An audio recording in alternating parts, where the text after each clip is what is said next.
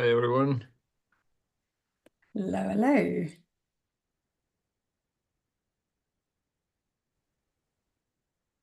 Right. That's looking good. Everyone's here.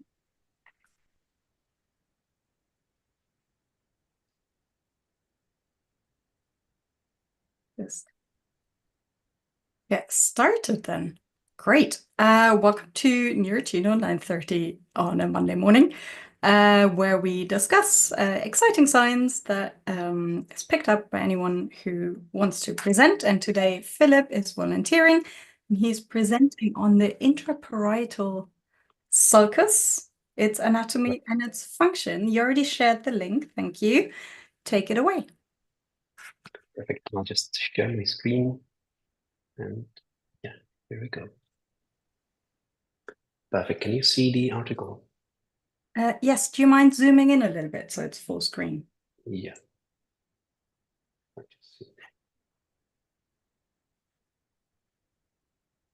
Maybe this is better? Yeah, way better. Thank you. Perfect. So for today's Neuroccino, I've prepared an article that's called The Human Intraparietal Sulcal Morphology Relates to Individual Differences in Language and Memory Performance. And the sulco-gyral patterns are studied in this article, concretely of the intraparietal sulcus, in a large sample of participants. These authors took the advantage of the Human Connectome project and analyzed the patterns of intraparietal sulcus bilaterally in 390 healthy participants. And they investigated whether the IPS, the intraparietal sulcus, was continuous or whether it was interrupted by another gyrus. And then they related this interruption or continuous pattern. I'll just show you quickly what this article will be about. It'll be about this. So in this figure, you can see the intraparietal sulcus both in violet on top or in orange at the bottom.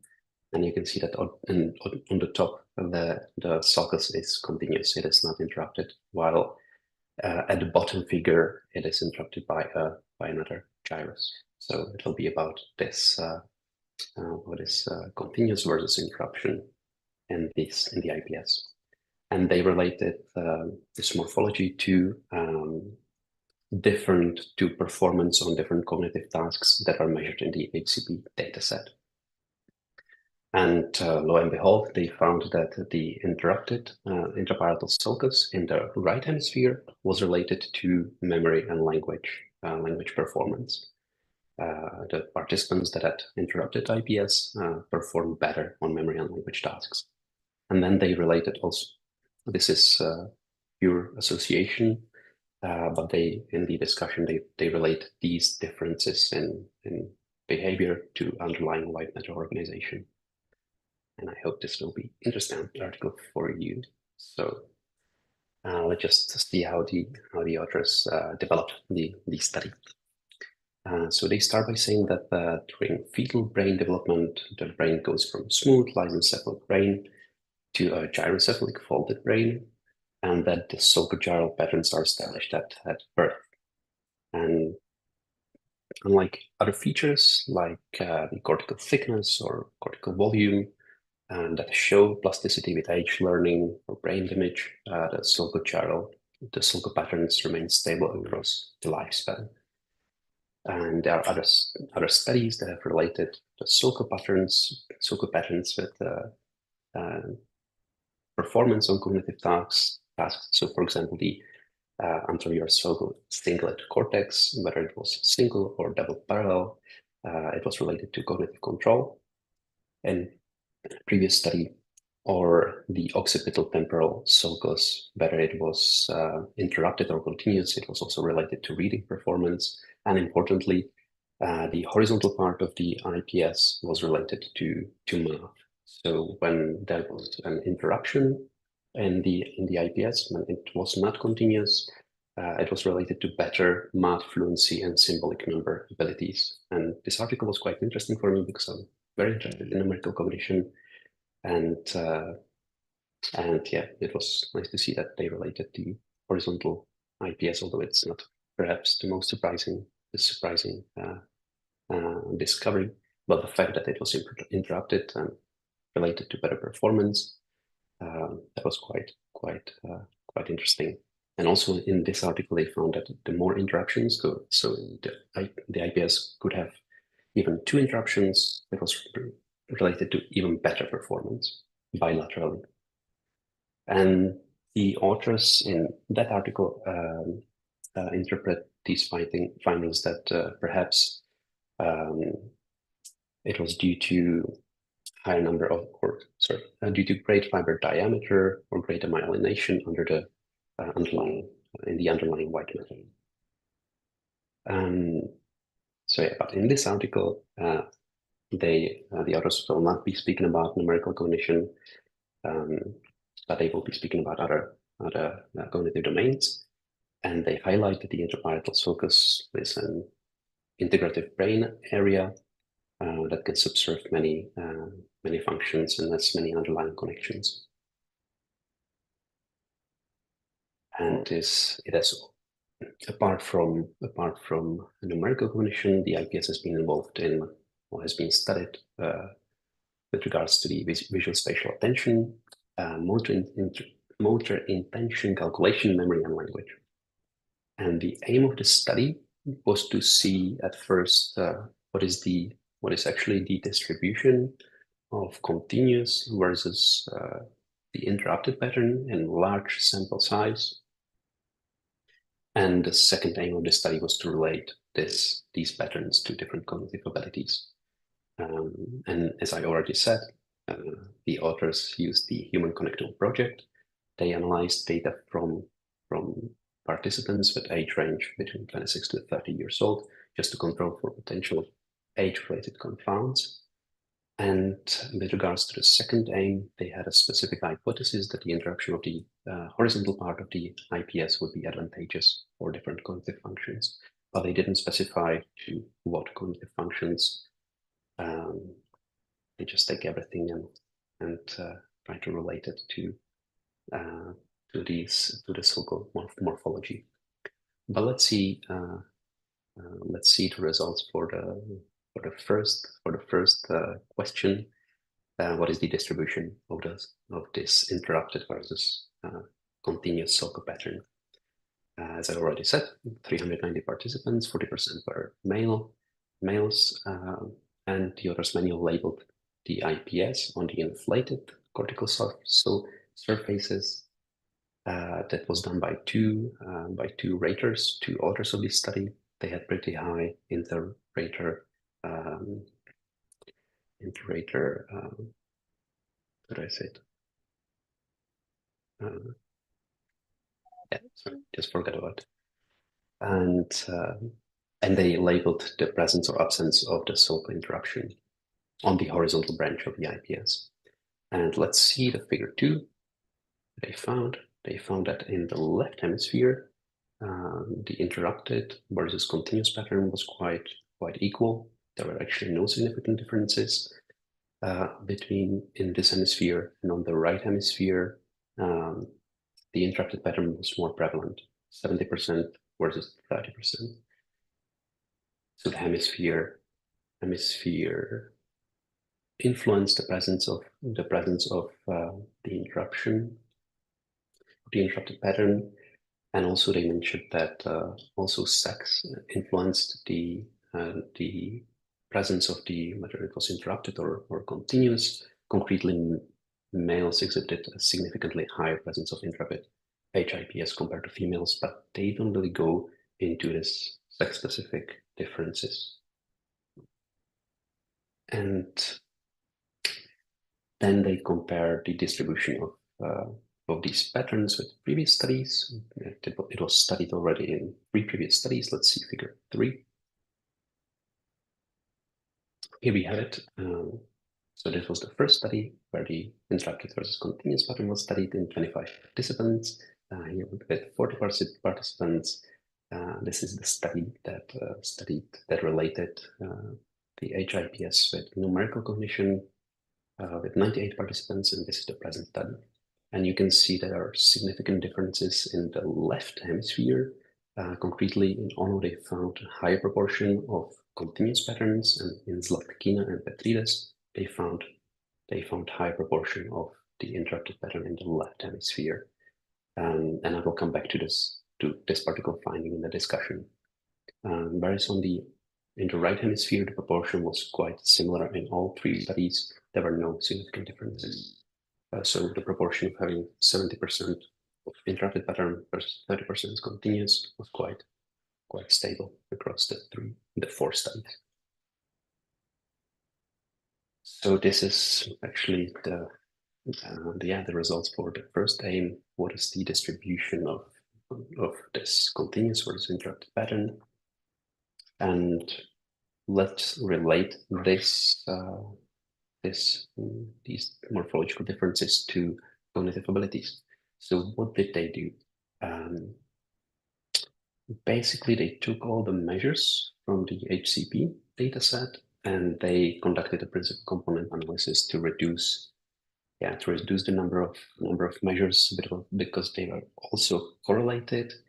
And the principal component analysis they conducted explained like 55% of the total variance, and it identified five factors.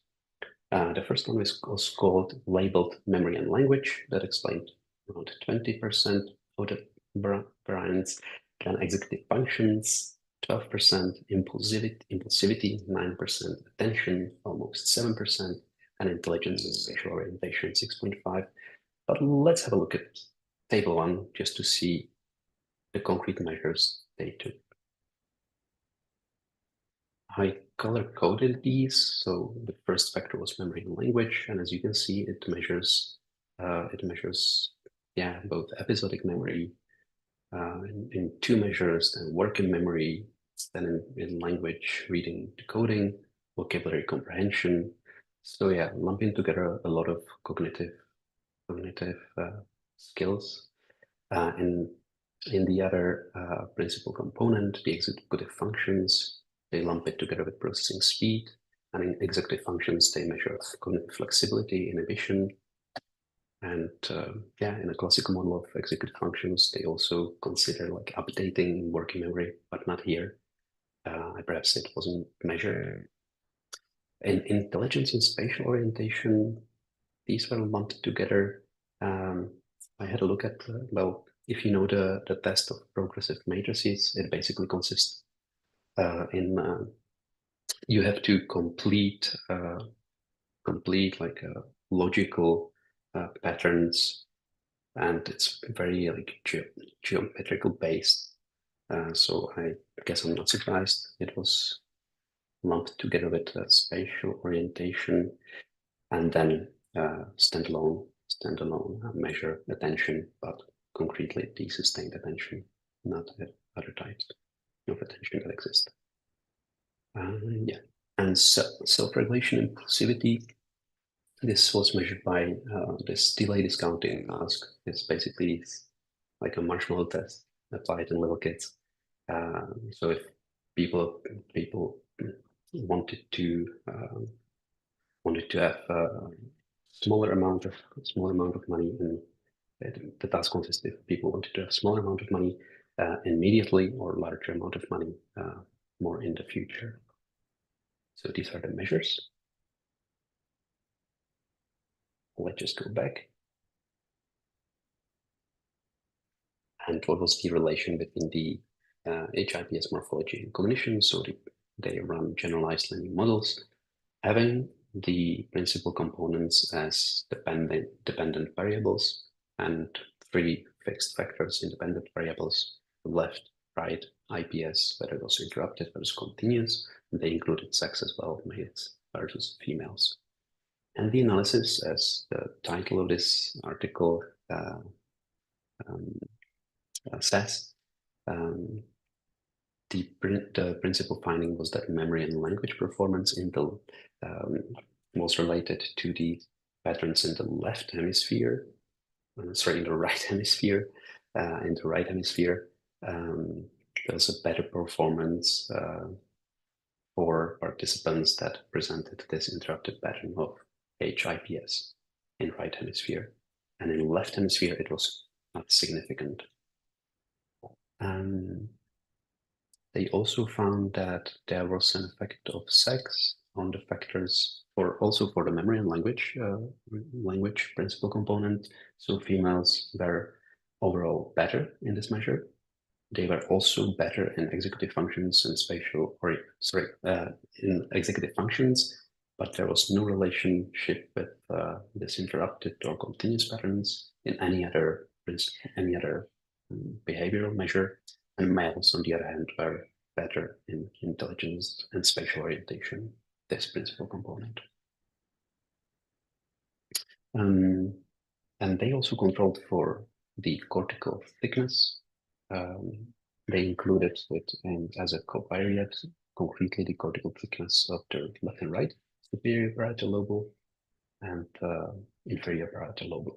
But the cortical thickness was not significant at all. And here you can see the results graphically. So this is the principal finding: better performance in memory and language when there are interruptions in the right hemisphere. Some marginally significant findings that they don't mention, but we don't see really they don't specify or don't visualize the sex-specific differences. I think that would be interesting as well. So yeah, let's go to the discussion. How do they explain these findings? So the authors start again by saying that the horizontal IPS is a critical meeting point for multiple and diverse functions, and it's also close to the angular gyrus, which also serves as a hub and has many important connections. Regarding the distribution of the continuous versus interrupted pattern, it was more present in the right hemisphere, 70 to 30%, and in the left hemisphere it was more or less more balanced. And they highlight that they used a large sample size in comparison to the previous studies. And they also mentioned the Zlatkina and Petrida study, which, as I have said, showed you in the graph. In this study, they presented like comparable proportion of the interrupted versus continuous in the left hemisphere as in the right hemisphere, and the authors of this study say that this might have been due to different methodologies, because in the Zlatkina and Petrida study, they also considered this pli de passage. Please correct me if I'm wrong in the pronunciation. They considered this like submerged gyri as a sulcal interruption. I imagine it's like not a complete interruption, but it's like a small gyrus, but that doesn't completely interrupt the intraparietal sulcus. And they did find, considering this passage, they found more interrupted patterns in the left hemisphere. And they will come back to this finding again in the discussion. So this was for the distribution of these patterns, and regarding the association between the sulcal patterns and cognition. As I've said many times, they found that the interruption in the right hemisphere was associated with better performance on this memory and language principal component factor that included like a lot of different cognitive functions, supporting both episodic memory, working memory, language production and comprehension. And they suppose that the interruptions could be like an indirect marker of an increased amount of cortical tissue and connections, but also they found no effect of the cortical thickness, so it may be more related to the connections, but they didn't really analyze connections in this study. So why it is related to memory and language? The authors mentioned previous studies where IPS was related to episodic memory, language, working memory, and they suppose that it's involved in more high-level cognitive functions, and the IPS can be like a common core for high-level cognitive functions because it receives a lot of input, both from auditory, visual input, and some of the sensory and proprioceptive information, so it can integrate, be more integrative, and support higher order cognitive functions. But it's true that traditionally IPS was related more with visual spatial working memory and sensory motor task, and especially with numerical cognition.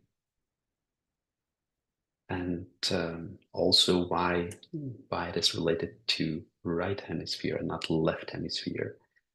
You would probably hypothesize that it would be more related to the left hemisphere. But to justify this, the authors mentioned that language and memory are highly susceptible to changes with age and learning, and the two hemisphere needs to be in constant balance for neural specialization within the dominant hemisphere, and in the non-dominant hemisphere, it would be supporting more like capacity for functional reorganization and plasticity. And they also mention, again, this pli de passage, that maybe if they have included this pli de passage as an interruption within the IPS, maybe they would have found a different proportion of interruption versus continuous patterns, and they would have probably related to this cognitive measures with the left hemisphere as well, but they focused more on gross rather than fine HIPS morphology. And I'll just go over this quickly to leave a room for questions. And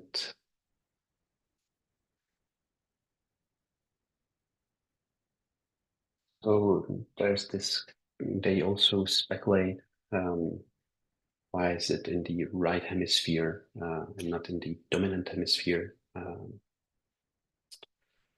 And they have this theory that maybe the non-dominant hemisphere is more important before the specialization in the left hemisphere, and that this this interrupted versus continuous pattern may play constrain initial cognitive development, and they suppose that the right IPS might allow for better initial development of language and memory functions, providing neural substrate for later learning related plasticity. And because they have not found relationship with the cortical thickness, they suppose that the white matter is crucial. It is crucial, but they have not really analyzed it. But they suppose that the interlobal parietal tracts are important, and they present very complex relationship. And just to finish, they suppose that different sulcal patterns could reasonably result from different connection patterns based on this tension-based hypothesis. That basically the cortical foldings depend on the mechanical tension of the fiber tracts, and that could cause cortex to fold during development. And I'll just leave it here just to leave a couple of minutes for questions. Lovely. Thank you. Very exciting indeed. Eduardo has a question for you. Yes, even a couple if we have time, maybe. Thanks for presenting. The first question I have is whether they have any speculation on why so distant variables such as behavior and morphology should be related, for example. So is there like any mediating, I don't know, gene environment interaction or something that they mention, or they mention like genetic factors in the introduction, but like in very short paragraph, they don't hypothesize about any gene interaction in the discussion. I think the idea comes really from the previous study where they related the numerical cognition with the interruptions in the HIPS because they found it like bilaterally and we know that IPS supports numerical cognition, and there was this like dose dependent relationship. The more interruptions, the better the performance. But they don't really speculate about genetic factors or why these can play a role. Okay. They Yeah. do place a lot of attention on the white matter, and I think that will be probably the next step they will analyze. Okay. Yeah. Interesting. And the second question I have is whether they say something about the relationship with other asymmetries in the sulcal pattern that you can arguably observe nearby the parietal cortex, such as the Sylvian fissure, and yeah. So Yeah, very simple. No, they just analyze the HIPS too bad. bilaterally. They don't analyze Okay. another patterns. Yeah, Okay. probably because of the large sample size, and Yeah, because I I would guess it's a expect lot of like work. yeah, I would expect the anatomy to Mhm. be at least like correlated in at least in the local environment. Yeah, So yeah, too that bad. would be. We need that multivariate sulcal analysis. Yeah, Yeah, that's all for me. Thanks. thank you for the question. That was it? You're done with all your questions? Yeah, I mean, I want to leave space for others. I have a question. So they looked at Mhm. the left and the right, and they Yeah, measured they do. various cognitive functions or domains. Um, but I was wondering what the interpretation is, given that they found associations with the right parietal lobe and language functions. So that would then include how did they actually quantify language? And what do they speculate in terms of the lateralisation of function that Mm. usually Yeah, puts language in the left? yeah. As I said, like quantified language because it's like really lumped together in this vector with like memory and language. I think it's hard to. I would really prefer if they maybe did not realize the principal component analysis and try to relate it directly to language, directly to episodic memory, and maybe yeah. And maybe I explained it really fast in the discussion. Yeah, they ask why right and not left hemisphere, um, and they really think that the right hemisphere is more important before lateralization and like support language memory before they lateralize and specialized in the left hemisphere or dominant hemisphere. So this like sulc pattern can be like a constraint in initial development with So that and would it can most likely mean that there is a significant effect of mm, age if you look at it, because what we know for the white matter is that it's more bilateral in the beginning, and then mhm, some of the tracts are more genetically driven. That's the study they refer to here by Sanya as well. And other tracts are more associated to experience or classically literacy, for example. mhm. Um, so it'd be interesting to see the developmental trajectory of all Yeah, the and to white matter, not just the ones they refer to here. yeah, and they also mentioned that yeah, that it would be interesting to study this in children as well. And but in the previous study that studied numerical cognition, they also had a sample with children, and they also found this advantage for symbolic for numerical cognition and arithmetic fluency. So it's interesting that it was already shown in children. Mhm. I was also wondering if there's any reference to comparative studies, because we know that. Yes, Okay, go for it. there is just when they focus on the white matter, They really focus on these two tracts that suppose that would be important in the patterns that they found, the angular to supramarginal tract and this parietal inferior to post-central tract. And they reference to a study because this tract is exquisitely human. And they reference, I'm not sure if you're going to see this. And they reference to this. I'm not sure if you've seen this, the study of Catani from 2017. I'm an author on it. Yeah. I'm not sure if you've seen the previous paper or can you see the figures? Hang on, we're still on the Neuroccino paper. Oh, okay. So probably I cannot like switch, go back and forth. Just try Maybe, clicking on it again. Okay. No, can't see it. But yeah, but in the Catani paper, they mentioned, they compared the connections, intralobal connections, and they found this connection that's probably just in humans and the PEPA-AG, and they suppose that this would be also important for within the interrupted pattern of the HIPS. But they don't really develop like specific predictions about this, about these patterns. Interesting to see what they find once they did the white matter study. Yeah, it will be interesting. Okay, are there any other questions? If not, that's actually all the time we have today. Thank you so much for presenting, Philip. And next week, Evie is going to present something with a bit of fun, I heard. So I'm looking forward to that.